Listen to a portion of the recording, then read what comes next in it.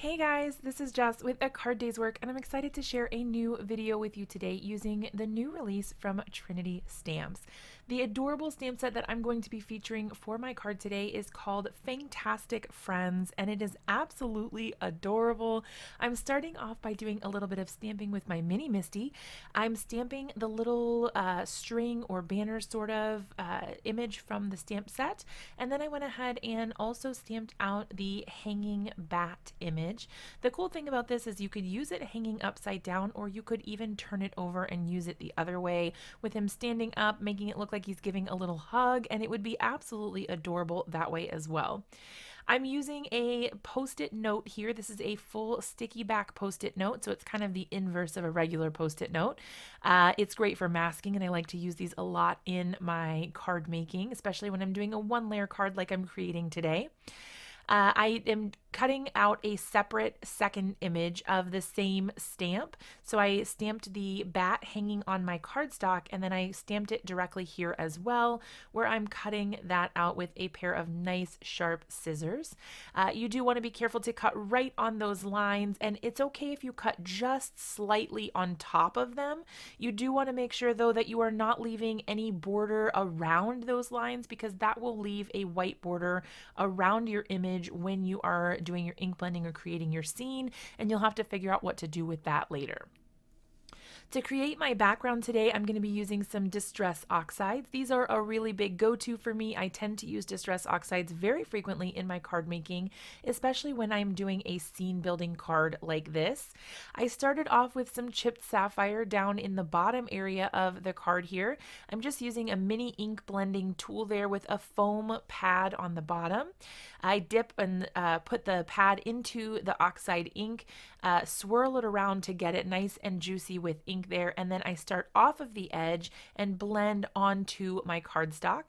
Now I am also using that circular mask part of a stencil that is from the new release as well. That is called October Night Sky, and I'll have everything linked down below as soon as those become available with the new release, and I'll have information on that in the description as well for you. I'm doing a little bit of ink blending here with the Scattered Straw colored of Distress Oxide.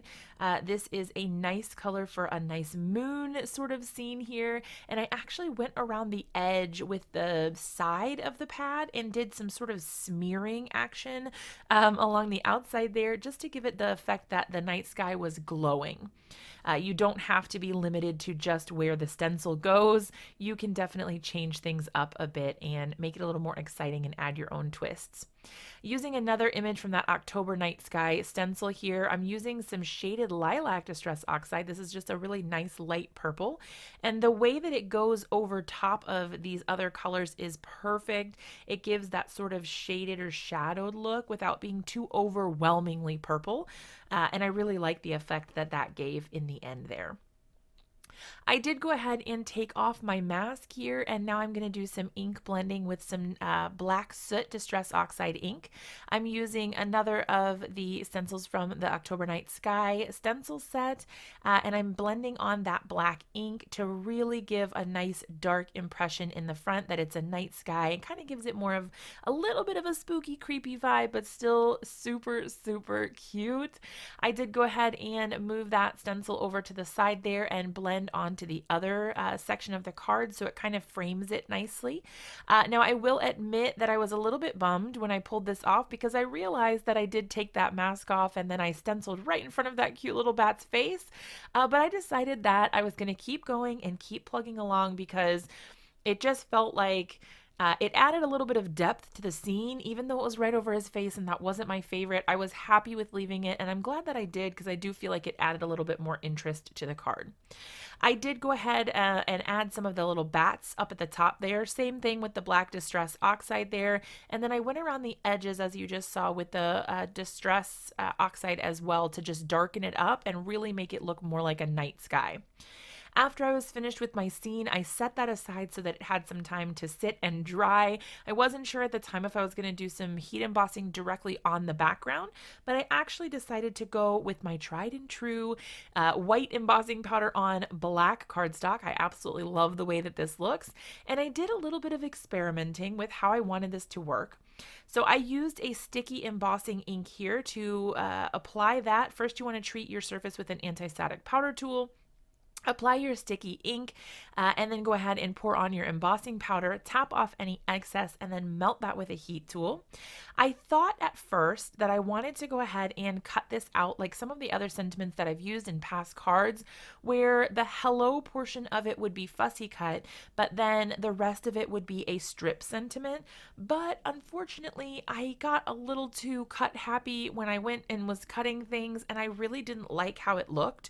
And so I ended up just trimming all of it off and using the hello separately from the part that says "You are fantastic."